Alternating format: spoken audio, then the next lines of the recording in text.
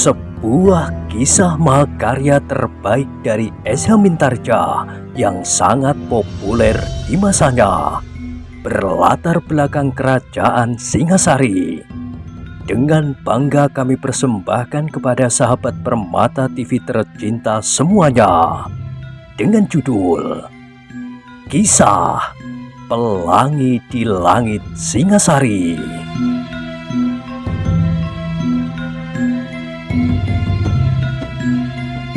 Pada kesempatan yang sangat baik ini, kita masuk pada episode yang ke-244. Selamat menikmati.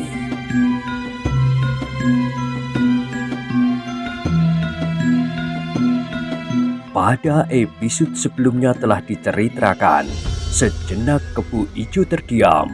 Mereka terlibat dalam persoalan itu hanya karena Kebu Ijo terdorong mengatakan persoalan-persoalan yang telah menyinggung perasaan kuda Sempana.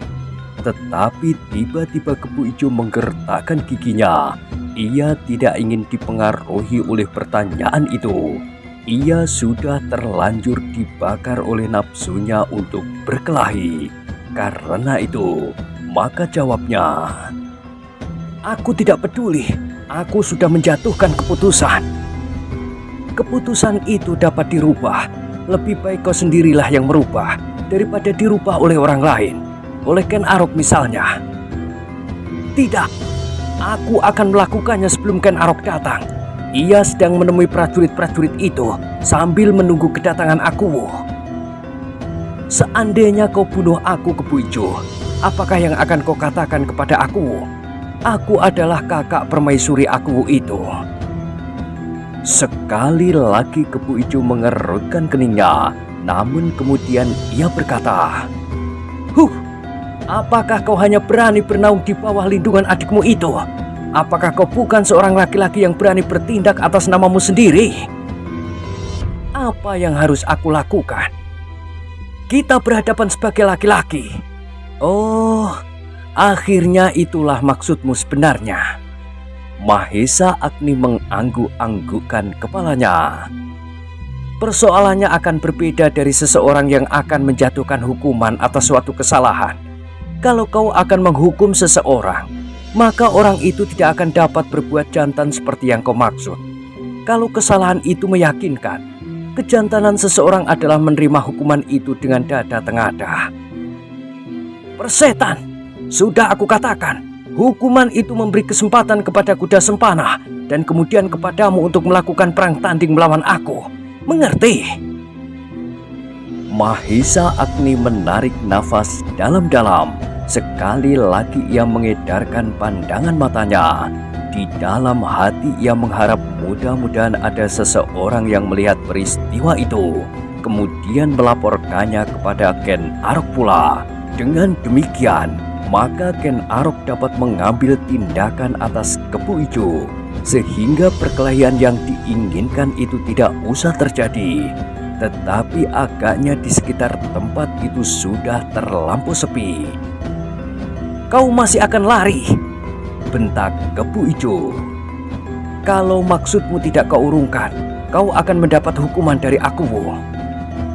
"Aku tidak peduli. Aku dapat mengarang sebuah cerita tentang dirimu. Ken Arok akan menjadi saksi. Apakah yang sedang kau lakukan?" Kebu Ijo terdiam sejenak, namun kemudian ia menggeram. "Aku tidak peduli. Kita berkelahi secara jantan. Kalau demikian, kita perlu saksi." "Persetan, kau mengulur-ulur waktu dengan licik supaya ada orang lain yang melihat, kemudian menyelamatkan kau." Tanpa disangka-sangka oleh Kebu Ijo, Mahesa Agni itu mengangguk dan menjawab, "Iya, kau benar. Aku berusaha mengulur waktu supaya ada orang yang melihat peristiwa ini, melaporkannya kepada Ken Arok dan memanggilmu." "Licik, kau pengecut. Aku tidak peduli. Aku akan menghitung sampai 3 kali. Aku akan menyerangmu. Melawan atau tidak melawan terserah kepadamu." "Kau berpedang. Aku tidak membawa senjata." "Aku tidak peduli. Carilah senjata ke gubuk-gubuk itu. Kau akan menemukan pedang. Baik, aku akan mencarinya. Tidak, tidak. Kau pasti akan lari. Tunggu di situ. Aku akan mengambil pedang itu untukmu. Kebo Ijo tidak menunggu jawaban Mahesa Agni. Selangkah ia mendekati sebuah gubuk tanpa melepaskan pandangan matanya dari Mahesa Agni yang masih berdiri diam dalam kebimbangan. Sebenarnya ia dapat lari saat itu, tetapi ada sesuatu yang menahannya. Betapapun juga, adalah tidak menyenangkan sekali untuk lari terbirit-birit, menghindarkan diri lari dari perkelahian, meskipun perkelahian itu sama sekali tidak menyenangkannya. Sejenak kemudian ia melihat Kebo Ijo menyelinap ke dalam sebuah gubuk. Kesempatan menjadi semakin banyak baginya untuk lari, tetapi kakinya seolah-olah menjadi berat, seberat bandul timah. Agaknya kemudahannya lah yang telah menahannya. Dengan demikian, maka ia masih tetap berdiri di tempatnya dengan penuh kebimbangan ketika Kebo Ijo muncul dari dalam sebuah gubuk dengan menenteng sebilah pedang. Tetapi pedang itu adalah pedang yang terlampau jelek untuk bertempur melawan pedang Kebo Ijo. Dengan dada tengadah dilemparkannya pedang itu ke hadapan Mahesa Agni sambil berkata, "Aku akan mulai menghitung. Dengarlah baik-baik. Aku akan menyerang apabila aku sampai pada hitungan ketiga. Melawan atau tidak melawan." Mahesa Agni menjadi semakin berdebar-debar. Kini kesempatan untuk menghindari perkelahian dengan Kebo Ijo menjadi semakin sempit. Kebo Ijo hanya memberinya waktu 3 hitungan lagi. Terasa keringat dingin membasahi punggung Mahesa Agni. Ia tahu bahwa tidak bijaksana apabila terjadi benturan antara mereka yang dengan susah payah selama ini telah bekerja bersama-sama. Demikian eratnya untuk membangun sebuah bendungan yang kini telah jadi. Tetapi ia tidak mendapat kesempatan untuk menghindar. Sesaat kemudian Mahesa Agni telah mendengar Kebo Ijo itu berteriak, "Satu!" Mahesa Agni sudah tidak mempunyai pilihan lain daripada berbuat sesuatu, meskipun akibatnya akan tidak pernah dilupakan oleh Kebo Ijo, tetapi ia harus melupakan.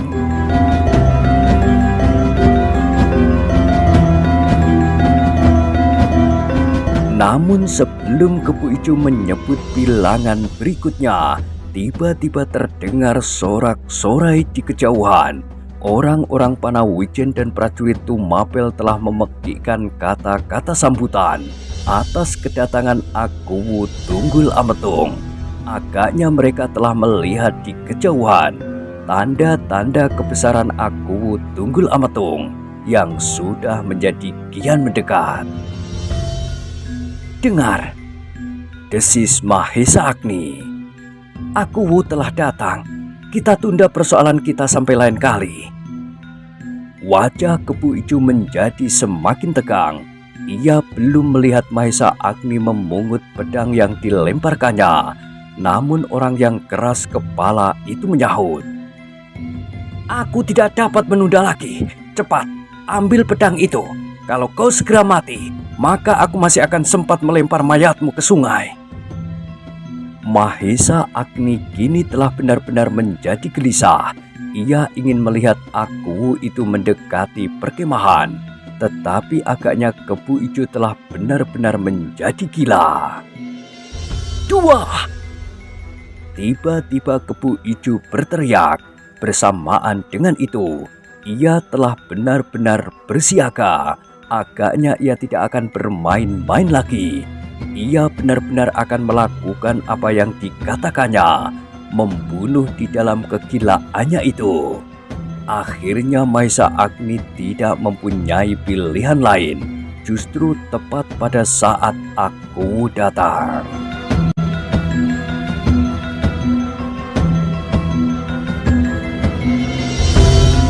harus mempercepat penyelesaiannya, katanya di dalam hati. Mudah-mudahan tidak meninggalkan bekas apapun selain di hati Kebo Ijo.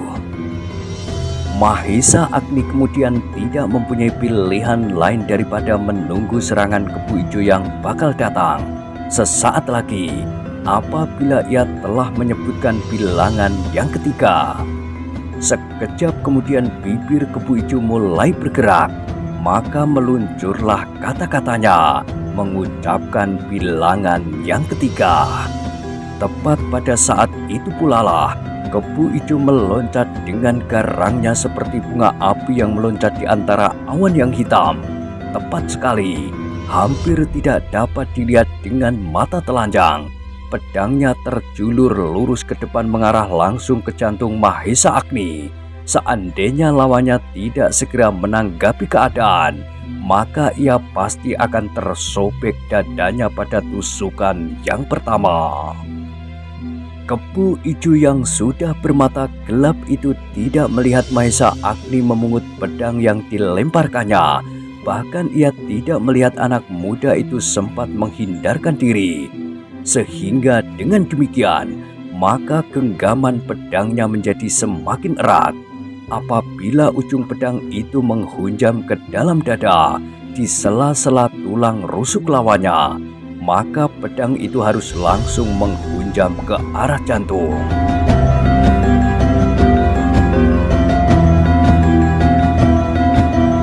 Tetapi yang terjadi benar-benar tidak terduga, sehingga terasa darah Kebo Ijo seolah-olah membeku. Betapa terkejut anak muda itu ketika terasa pedangnya seolah-olah membentur dinding baja. Tetapi sejenak kemudian, ia tidak dapat melihat dengan jelas. Semuanya menjadi kabur. Yang tampak olehnya hanyalah bayangan yang seakan-akan bergeser, kemudian menggeliat dan meluncur ke samping. Sebuah sentuhan telah mengenai punggungnya. Sentuhan itu tidak terlampau keras, namun sentuhan itu seolah-olah membuat tubuhnya menjadi tidak berdaya sama sekali. Sehingga hampir di luar sadarnya, ia terdorong beberapa langkah dan terbanting jatuh di tanah. Kebo Ijo masih berusaha cepat-cepat untuk bangkit. Tetapi ketika kedua tangannya menahan tanah, maka seolah-olah kedua tangannya itu sudah tidak bertenaga sama sekali. Sehingga sekali lagi ia jatuh terjerembab. Kebo Ijo menggeram. Yang dapat dilakukan adalah berguling perlahan-lahan. Ketika ia sudah menengadah, maka pandangan matanya yang kabur semakin lama menjadi semakin terang. Yang pertama-tama dilihatnya berdiri di sampingnya adalah Mahesa Agni. Di tangannya tergenggam sebilah pedang. Sama sekali bukan pedang yang telah dilemparkannya kepadanya, tetapi pedang itu adalah pedangnya. Dengan gerak naluriah, Kebo Ijo berusaha untuk bangkit sambil menggertakkan giginya. Tetapi untuk kesekian kalinya, ia terjatuh dan terbaring lagi di atas tanah yang lembab. "Jangan mencoba untuk bangkit," berkata Mahesa Agni. "Tidak akan ada gunanya. Sebaiknya kau berbaring saja di situ. Aku pasti akan bersedia menengokmu." "Persetan!" teriak Kebo Ijo. "Jangan menyesal," sahut Mahesa Agni. "Dengar, suara sorak yang serasa akan meruntuhkan langit itu adalah pertanda bahwa aku Tunggul Ametung sudah datang. Terserah kepadamu, apakah kau akan menyambut atau kau ingin berbaring di situ saja sampai aku datang dan menanyakan kau. Apabila demikian, maka kau akan segera mendapat pertolongan." "Tutup mulutmu, tutup mulutmu, kau curang. Apabila kau benar-benar jantan, berikanlah pedangku." Mahesa Agni menjadi heran. "Aku bukan pelayanmu, ambillah sendiri." "Persetan!" Kebo Ijo itu mengumpat-umpat. Tetapi ia masih belum dapat bangkit. Ia masih berbaring di atas tanah sambil mengumpat tidak habis-habisnya. Segala macam usaha telah dilakukannya, tetapi ia tidak dapat membebaskan diri dari keadaan karena sentuhan tangan Mahesa Agni. Mahesa Agni pun masih berdiri di tempatnya. Sorak para prajurit dan orang-orang Tumapel menjadi semakin riuh. Agaknya Aku dan rombongannya telah menjadi semakin dekat. "Kepu Ijo," berkata Mahesa Agni kemudian, "apakah kau mendengar sorak yang ramai itu? Dan apakah kau tahu apa artinya?" "Tutup mulutmu!" Kepu Ijo membentak. "Kalau kau jantan, berikan pedang itu." "Apakah kau memerlukannya?" "Aku tetap pada pendirianku. Aku harus membunuhmu." Mahesa Agni menarik nafas dalam-dalam. Di kejauhan, sorak yang semakin keras selalu menyentuh telinganya, sehingga dengan demikian ia menjadi termangu-mangu. Namun ia masih ingin mencoba untuk menjinakkan Kepu Ijo. Karena itu, maka selangkah ia maju. Diserahkannya pedang Kepu Ijo kepadanya sambil berkata, "Ini pedangmu." Dengan serta-merta Kepu Ijo ingin merebut pedang itu dari tangan Mahesa Agni, tetapi tangannya serasa tidak mungkin digerakkannya lagi. Betapa ia berusaha, namun tangan itu hanya terangkat perlahan-lahan sekali. Meskipun demikian, Kepu Ijo itu masih juga berusaha menerima pedangnya, tetapi demikian tangannya menggenggam pedang, maka tangan itu pun terkulai dengan lemahnya. Pedang yang setiap hari disandangnya, yang setiap kali ditimang-timangnya itu, kini beratnya 100 kali lipat. "Apakah kau akan mempergunakan pedangmu?" bertanya Mahesa Agni. "Pengecut yang licik, kau tidak berkelahi secara jantan. Kau membuat aku setengah lumpuh karena kau takut berhadapan sebagai laki-laki." Mahesa Agni tidak menjawab, tetapi ia menjadi semakin bingung. Ternyata Kepu Ijo itu sama sekali tidak menjadi lunak, bahkan sebaliknya ia menjadi semakin liar. "Apakah aku akan mempergunakan cara lain?" desisnya di dalam hati. "Agaknya aku sudah menjadi semakin dekat." Tetapi Mahesa Agni tidak mempunyai cara yang lebih baik. Menurut perhitungannya, orang-orang Panawijen dan para prajurit itu baru melihat umbul-umbul dan tanda-tanda kebesarannya di kejauhan. Jarak itu masih akan ditempuhnya dalam waktu yang cukup lama. Apalagi kedatangan mereka bersama Ken Dedes yang pasti naik sebuah tandu yang dipikul oleh beberapa orang. Perjalanan yang demikian tentu akan terlalu lambat. Karena itu, maka menurut perhitungan Mahesa Agni, ia masih mempunyai sedikit waktu untuk mempergunakan cara lain dalam usahanya untuk menundukkan Kepu Ijo.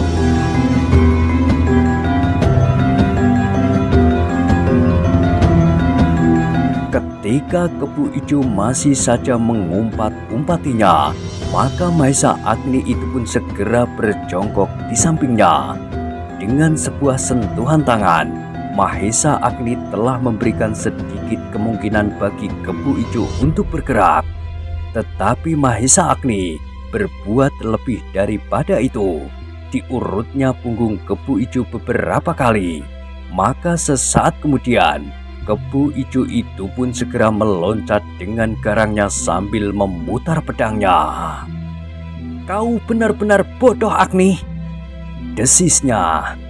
"Aku tidak akan dapat berbuat lengah untuk kedua kalinya. Sekarang, sampailah saatnya kau berkubur di padang karahutan ini, di samping bendungan yang kau impi-impikan itu.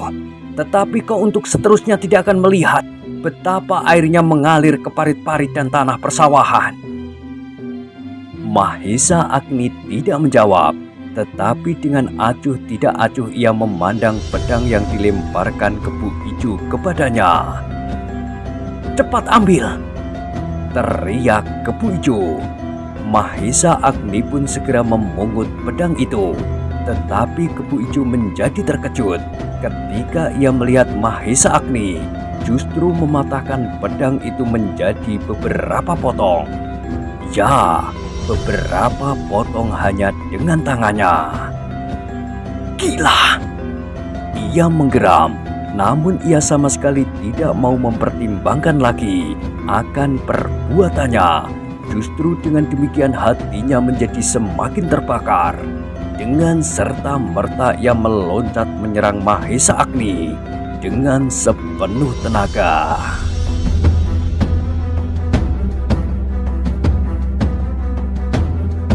Mahesa Agni memang mengharap Kepu Ijo menjadi semakin marah dan menyerangnya. Semakin cepat semakin baik, karena sorak-sorai di kejauhan itu pun semakin menggetarkan udara.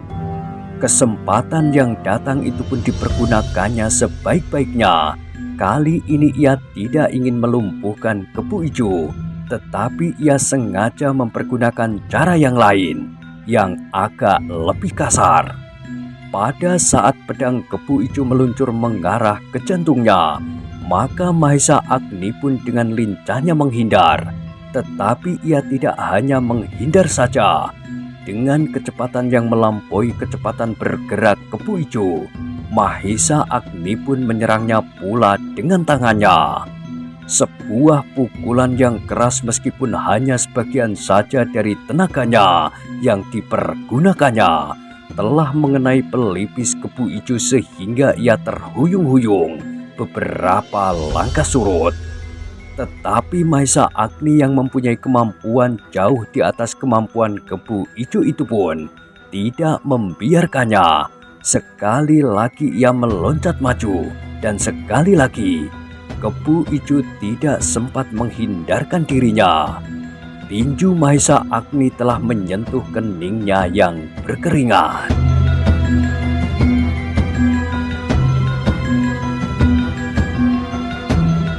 Pukulan itu telah mendorong Kepu Ijo beberapa langkah. Dengan susah payah ia mencoba mempertahankan keseimbangannya. Tetapi yang terjadi adalah di luar kemungkinan yang dapat dilakukannya. Tangan kiri Mahesa Agni ternyata telah mengenai dagunya.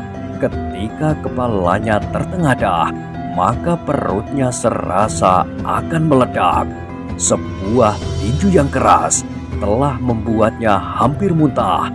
Dalam keadaan yang demikian, ia masih merasakan beberapa pukulan Mahesa Agni mengenai pundak, dada, dan lambungnya. Kemudian kaki Mahesa Agni telah melemparkannya dan membantingnya jatuh terjerembab. Betapa sakitnya seluruh tubuh Kepu Ijo itu. Rasanya tulang-tulangnya menjadi remuk dan patah-patah.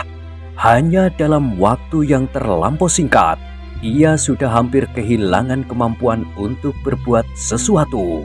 Meskipun seperti pada saat ia dilumpuhkan, sehingga sama sekali tidak dapat berbuat sesuatu. Namun kali ini keadaan itu disertai dengan perasaan sakit yang luar biasa. Sejenak kemudian, Kepu Ijo masih saja berbaring di atas tanah. Sekali-sekali mulutnya menyeringai menahan sakit yang serasa menyengat-nyengat seluruh kulitnya. Di beberapa bagian tubuhnya terdapat noda-noda merah kebiru-biruan, dan di beberapa tempat yang lain kulitnya seperti terbakar. Mahesa Agni melihat Kepu Ijo menjadi kesakitan. Meskipun tidak ada luka-luka yang berbahaya, namun rasa-rasanya Kepu Ijo sudah tidak akan dapat melawannya lagi. Namun Mahesa Agni masih ingin membuat Kepu Ijo jera sama sekali. Karena itu, maka Mahesa Agni pun segera berdiri di dekatnya sambil bertolak pinggang. "Bangkitlah!" berkata Mahisa Agni. "Ambil pedangmu yang terlepas itu." Kempu Ijo tidak segera menjawab, tetapi matanya menyorotkan dendam yang menyala di dalam dadanya. "Aku melihat kebencian di wajahmu. Marilah kita selesaikan persoalan kita sampai tuntas," desak Mahisa Agni. Tetapi Kempu Ijo tidak segera menjawab. "Kenapa kau diam saja?" bertanya Mahisa Agni. "Bukankah kau yang ingin kita berkelahi? Kau memberi kesempatan kepadaku, seperti yang kau sebutkan sendiri bahwa hukuman yang harus aku jalani adalah berkelahi melawan kau. Sekarang kenapa kau berhenti?" Kempu Ijo masih diam membeku. Sementara itu, di kejauhan, sorak-sorai para prajurit Tumapel dan rakyat Panawijen menjadi semakin keras. "Aku telah menjadi semakin dekat. Terserah kepadamu. Apakah kau akan tetap berbaring di situ, atau kau akan ikut serta menyambut kedatangannya?" Mahisa Agni kemudian tidak dapat menunggu lebih lama lagi. Menurut dugaannya, maka Aku pasti sudah menjadi semakin dekat. Karena itu, maka segera ia melangkah dengan tergesa-gesa, meninggalkan Kempu Ijo yang masih berbaring. Ia mengharap bahwa Kempu Ijo itu nanti akan bangkit dengan sendirinya, karena ia tidak menyentuh bagian-bagian yang dapat menghentikan kerja beberapa jalur urat. Yang terjadi hanyalah sekedar benturan lahiriah, pukulan-pukulan yang tidak dilambari oleh kekuatan lain daripada kekuatan Mahisa Agni sehari-hari. Meskipun dengan demikian, Kempu Ijo telah menjadi merah biru. Ternyata perhitungan Mahisa Agni itu tidak meleset. Sesaat kemudian, Kempu Ijo itu pun merangkak-rangkak sambil menahan sakit. Baru kemudian ia berhasil berdiri sambil menekankan tangannya pada kedua sisi lambungnya. Punggungnya serasa patah dan pelipisnya menjadi nyeri. "Setan!" ia mengumpat. Tetapi sejalan itu, tumbuhlah keheranannya atas kemampuan Mahisa Agni itu. Hampir tanpa dapat membalas, ia telah dihujani dengan pukulan yang bertubi-tubi. Gerak Kempu Ijo seolah-olah tidak mencerminkan seorang yang telah berguru bertahun-tahun lamanya. Ia harus menelan begitu saja setiap pukulan yang datang seperti banjir, terus-menerus tanpa dapat dihindarinya. "Dari mana anak setan itu mempelajari ilmu yang gila itu?" berkata Kempu Ijo di dalam hatinya. "Terakhir aku melihat dalam kemampuannya berkelahi, aku sama sekali tidak mengaguminya. Aku tidak melihat perubahan-perubahan yang tampaknya dapat berkembang. Tetapi tahu-tahu kini, aku berhadapan dengan hantu yang aneh." Kempu Ijo itu tersadar ketika ia mendengar sorak yang bergemuruh semakin keras. Perlahan-lahan, ia melangkah dengan ragu-ragu. Dikibaskannya pakaiannya yang kotor dan tidak teratur. Kemudian dicobanya untuk membenahinya. "Setan itu telah mengotori pakaianku," desisnya. "Tetapi aku tidak akan sempat berganti pakaian selengkapnya."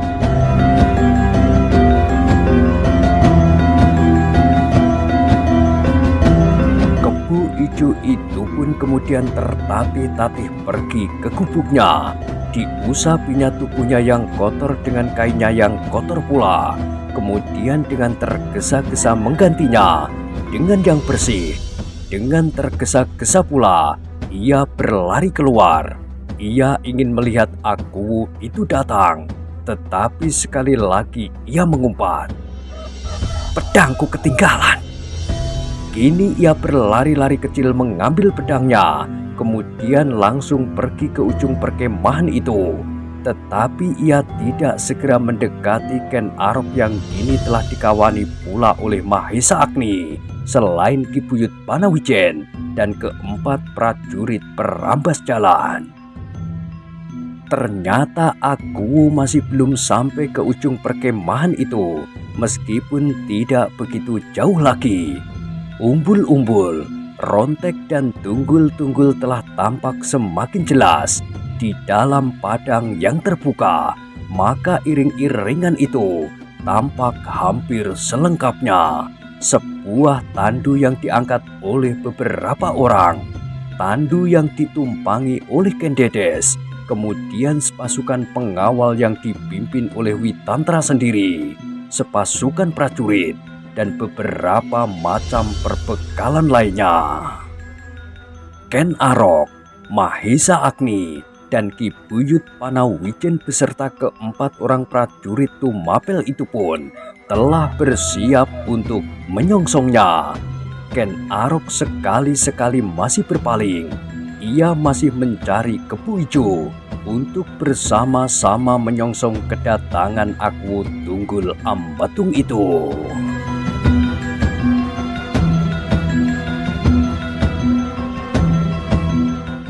Nah, bagaimanakah kisah selanjutnya? Silahkan ikuti terus kisah Pelangi di Langit Singasari pada episode berikutnya. Sampai jumpa.